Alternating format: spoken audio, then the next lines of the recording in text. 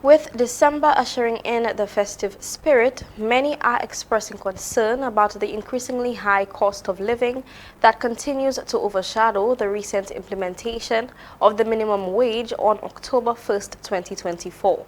Traditionally, the Christmas season implies an increase in spending on gifts, festive meals, and everyday essentials, yet many find themselves struggling to afford these basic joys. Social commentator Richard Pitterkin addressed these pressing issues during an interview with NBC Prime. He acknowledged the significance of minimum wage legislation, despite it not being a significant hike, as it protects workers from being exploited by inadequate compensation. Don't expect that to be a magic bullet. That is not going to be something that's going to make everybody, better off for Christmas.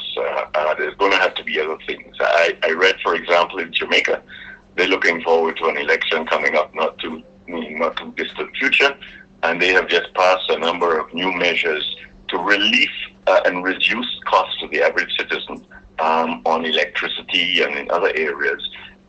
That's going to make a brighter Christmas for them. Pitterkin expressed hope that governmental intervention will extend beyond merely continuing barrel concessions. He proposed the establishment of additional short-term measures to ease financial strain during the holiday period. We always do well in tourism because that's a time when a lot of people come down and travel.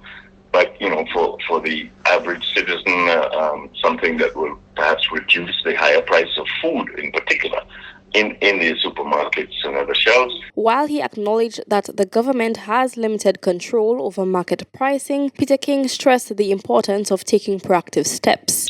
Most of our inflation is imported inflation. So if we're importing, any product and the price to bring it to St. Lucia has gone up, then there's no trip, it basically is going to cost more at the shelves. But they do have control over things like the minimum wage, so they can adjust on that level, but they cannot do much on prices. The only thing they have introduced over the years has been, some price controls, but I'm not a believer in price controls. I don't think they work that well. Highlighting a globally prevalent issue, Pitterkin noted that inflation, particularly in food prices, has been exacerbated since the onset of the COVID-19 pandemic.